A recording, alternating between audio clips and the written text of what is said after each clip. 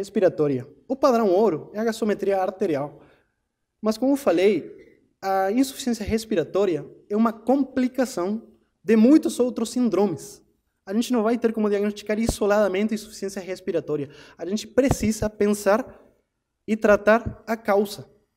Num primeiro momento, a gente vai fazer um diagnóstico sindromático. Por que esse paciente está tendo insuficiência respiratória? É um síndrome de insuficiência cardíaca? É um síndrome, por exemplo, um síndrome vascular, um AVC? É um paciente com um toxíndrome? Enfim, para diagnosticar, é muito importante fazer uma história. A história breve. Sim? Eu coloquei aqui, familiar pode ajudar. Por que eu coloquei isso ali? Para a gente lembrar que a gente não precisa pedir para o familiar sair da sala de emergência. Eu sei, sim, eu sei que a sala de emergência é um caos, muitas vezes, mas é um caos que a gente consegue controlar. A gente tem que controlar aquele caos. Sim? A gente tem que agir como líderes. A gente tem que ter uma boa comunicação com a equipe, enfim.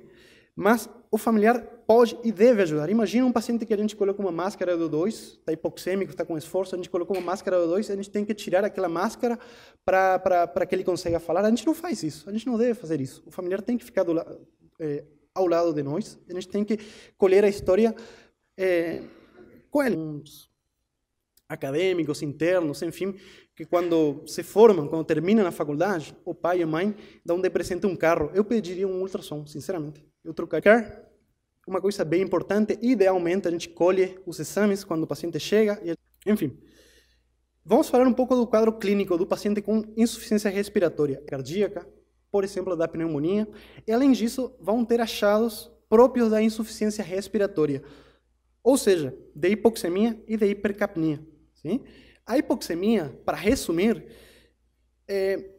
os sinais e sintomas, tá que a gente faz um aumento da frequência respiratória. Para quê? Para baixar o CO2.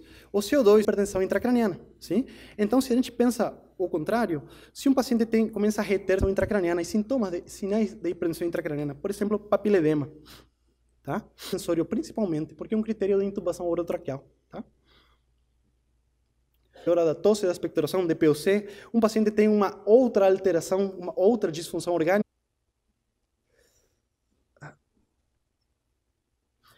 Agora, é óbvio que eu não vou conseguir aqui falar de todos os achados, mas respiratória. E a pergunta é a seguinte: aconteceu de maneira súbita, sim? Ou de maneira rapidamente progressiva, minutos, horas? A gente vai pensar nessas etiologias aqui. Para lembrar aqui, anafilaxia, aspiração de corpo estranho, um paciente com edema agudo de pulmão, ou flash pulmonar edema. Não sei, eu acho que vocês já conhecem o quadro de flash pulmonar edema. Se vocês não conhecem, eu recomendo fortemente ler, um assunto muito interessante. Pneumotórax, tá? Uma intoxicação, a gente sempre tem que pensar no paciente previamente rígido que chega com um quadro de insuficiência respiratória, que aconteceu em minutos, horas, uma intoxicação, uma tentativa de suicídio, enfim. Quando isso acontece de maneira mais insidiosa, dias, semanas, a gente vai pensar nisso aqui. Insuficiência cardíaca, exacerbação de POC, uma pneumonia, asma, um derrame pleural, enfim. O exame físico. Para que serve o exame físico? De novo, eu não vou conseguir falar de todos os achados, porque tem um monte de síndromes. Vai ter uma aula específica de cada síndrome aqui no curso. Sim?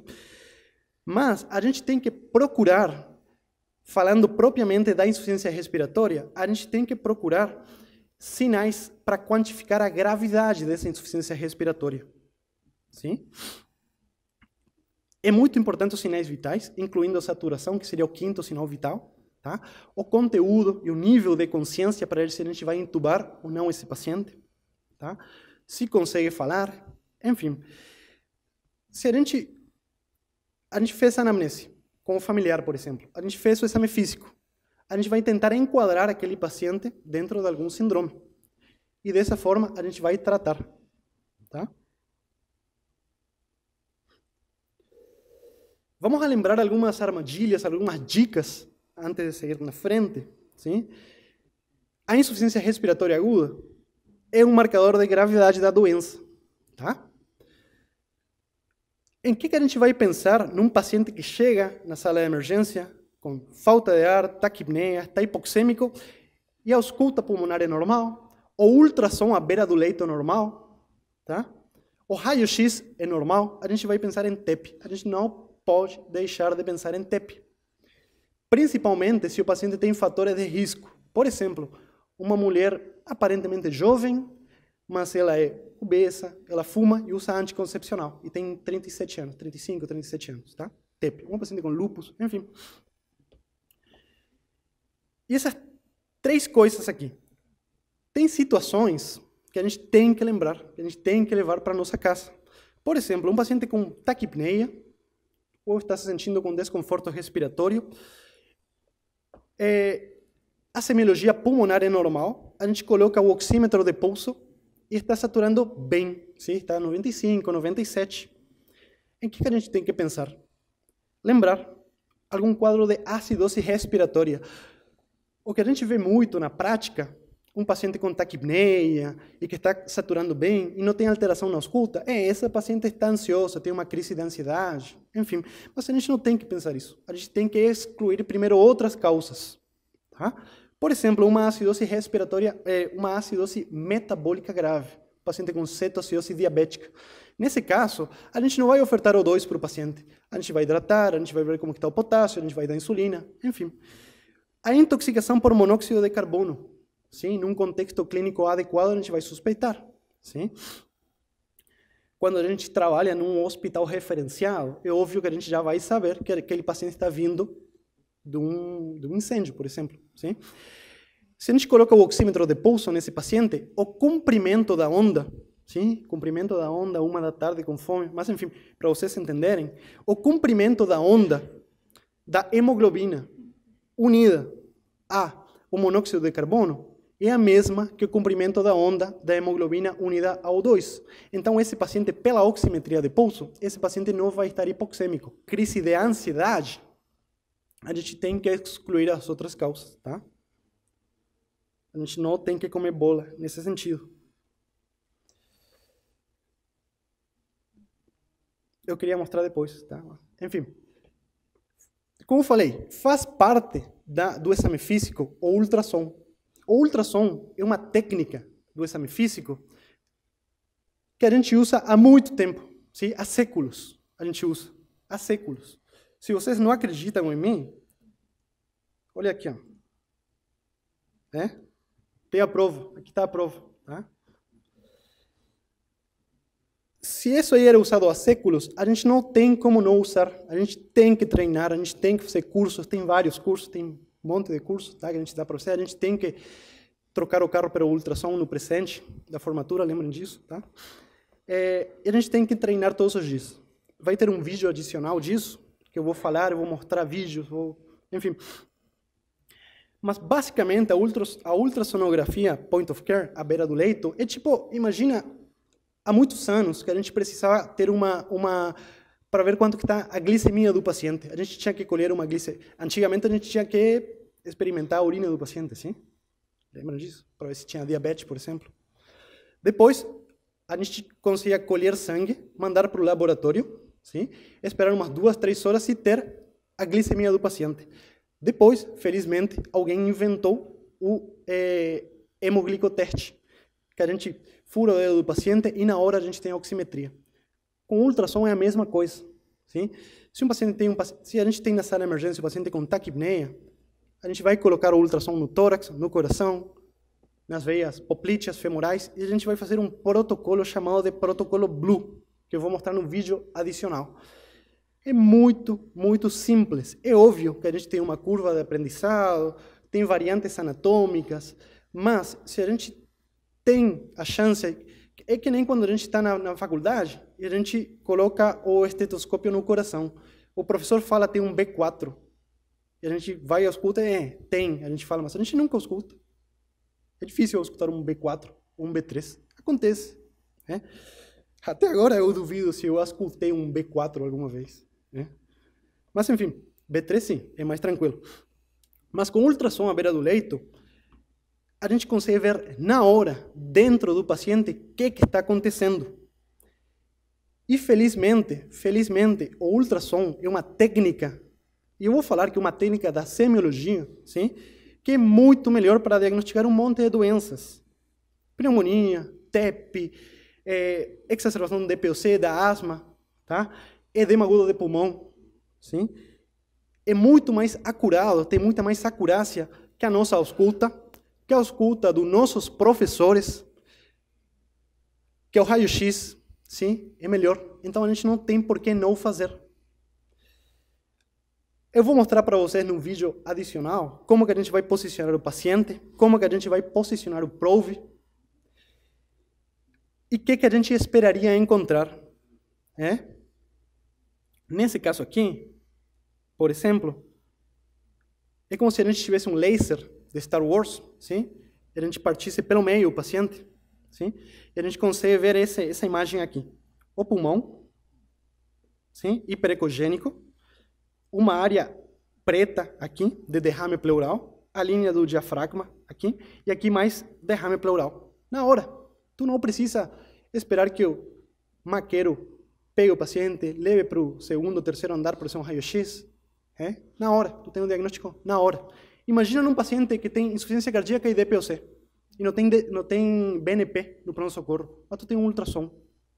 Sim? Tu trocou o carro pelo ultrassom. Tá? O hospital forneceu um ultrassom para ti.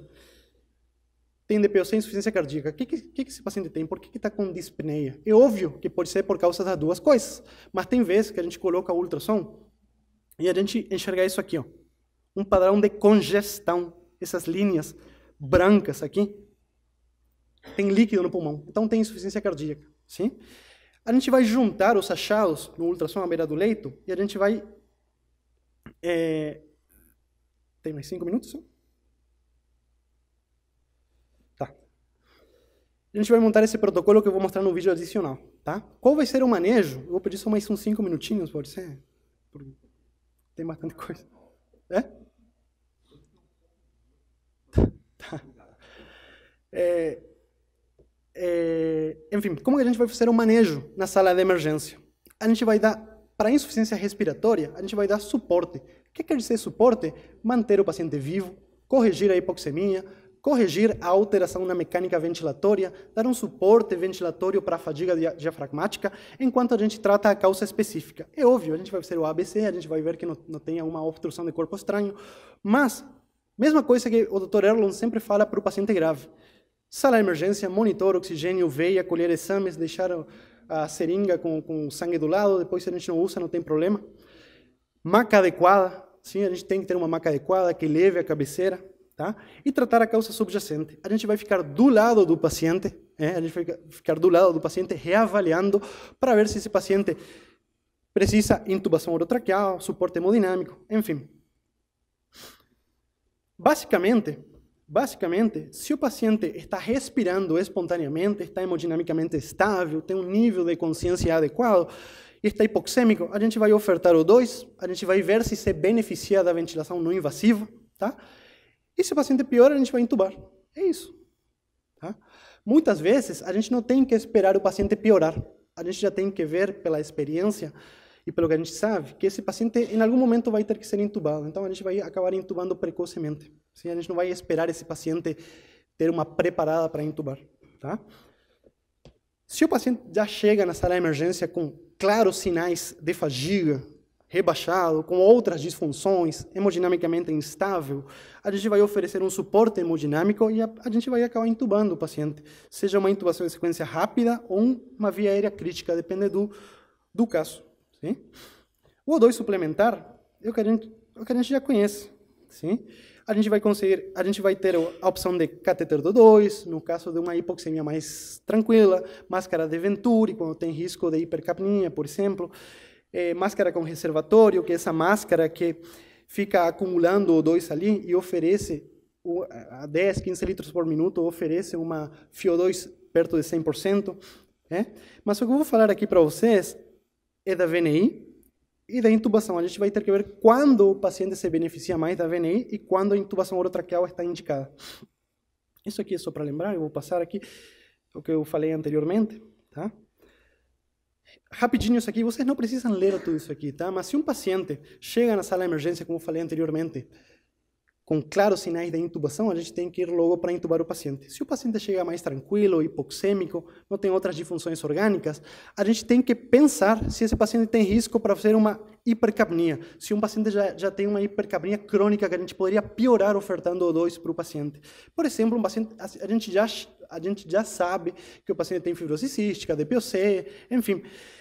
Nesse paciente, se não tem claros sinais de indicação de IoT, a gente vai ofertar O2 para manter uma saturação entre 88 e 92. Se esse paciente não tem risco para hipercapnia, a gente vai ofertar O2 para manter uma saturação um pouco maior, 94, 96%.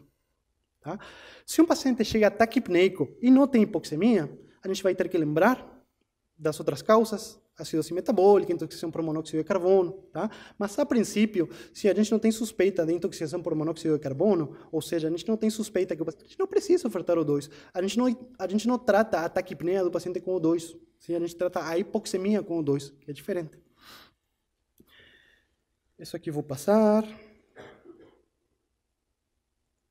Taquipneia secundária à acidose metabólica é desnecessário, tá? Enfim, a ventilação não invasiva, eu acho que uns 7 minutos eu consigo terminar, tá? Eu gostaria de falar tanta coisa, mas não tem tempo. É? Acho que sim. A ventilação não invasiva vai ter um vídeo adicional de pelo menos 20 minutos, mas é uma técnica muito boa, sim? É uma técnica muito boa, é uma técnica, é um método de ventilação mecânica onde a gente não precisa intubar esse paciente, a gente não precisa fazer uma intubação orotraqueal, nem nasotraqueal, muito menos uma traqueostomia, tá? A gente vai ofertar uma pressurização ao sistema respiratório do paciente, a gente vai ofertar uma pressão para o paciente conseguir respirar melhor, mais tranquilo, para a musculatura do diafragma descansar. A gente vai conseguir abrir os alvéolos que estavam colavados, sim? Basicamente, a gente vai melhorar a oxigenação e a gente vai melhorar a ventilação do paciente. Tá? O sistema, simples, eu acho que a maioria conhece, mas para quem não conhece, é simplesmente uma máscara apropriada para VNI, tá? Que tem um circuito, umas traqueias, que a gente chama, os circuitos, que vão estar ligados a um aparelho, que pode ser um aparelho específico de VNI, ou um aparelho, ou um ventilador mecânico de UTI. Tanto faz. Sim? Qualquer ventilador tem a opção de ofertar uma VNI para o paciente. A gente só tem que ter a máscara apropriada. É a única coisa. As traqueias, até a gente consegue adaptar quando a gente não tem traqueias específicas, o circuito específico de VNI. O ideal seria ter circuito de VNI, mas senão a gente se vira. Sim? A gente se vira.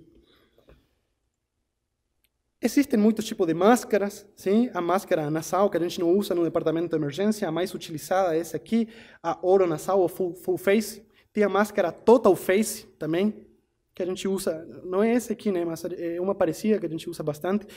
E tem essa aqui, né?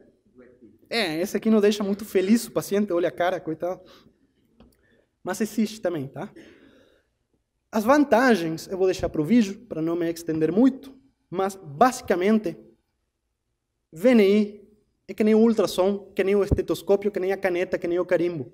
O médico tem que ter na sala de emergência. A gente não pode não ter, tá? A gente até pode esquecer a caneta, o carimbo, tá? Mas a VNI e o ultrassom a gente tem que ter na sala de emergência. A gente tem que treinar, a gente tem que saber como montar o aparelho. Porque assim, ó, tem locais que tem fisioterapeuta que ajuda a montar a VNI, mas de noite não tem fisioterapeuta, ou no interior tem vezes que não tem fisioterapeuta na sala de emergência, então a gente tem que saber como montar. É mais fácil. Quem já intubou um paciente e ajustou um ventilador, sabe como montar uma VNI. Tá? A VNI diminui a mortalidade, principalmente no edema agudo de pulmão cardiogênico e no DPOC. Baixa a mortalidade, sala de emergência com VNI, o paciente morre menos. Tá? Evita IoT, evita complicações, diminui os custos do hospital. Então, diminui os custos. Se a gente tem uma VNI na sala de emergência, a gente sabe que o hospital vai gastar menos, então a gente vai conseguir pedir para o hospital comprar um ultrassom para nós. Tá? Muito bem. Isso aqui é importante. A gente não tem que insistir na VNI se um paciente não melhora 1, 2 horas, começa a piorar, ou se a gente usa a VNI para um paciente que não tem muita evidência. Por exemplo, a gente está autorizado a usar na asma, na pneumonia, no paciente com síndrome de estresse respiratório? Na prática a gente acaba usando, mas não tem muita evidência. Mas o pensamento lógico é o seguinte: se não tem muita evidência, tenta, mas não insista. Se não melhora, intuba esse paciente. Tem vezes que a gente usa a VNI também antes da intubação de sequência rápida. Sim? Mas quem se beneficia claramente, paciente com edema agudo de pulmão cardiogênico, paciente com DPOC, se a gente vê que está entrando um paciente com DPOC, a gente já sabe que aquele paciente tem DPOC ou tem insuficiência cardíaca, a gente não precisa colocar um catéter, depois um Venturi, depois uma máscara, depois a VNI. A gente tem que ir direto para a VNI, tá?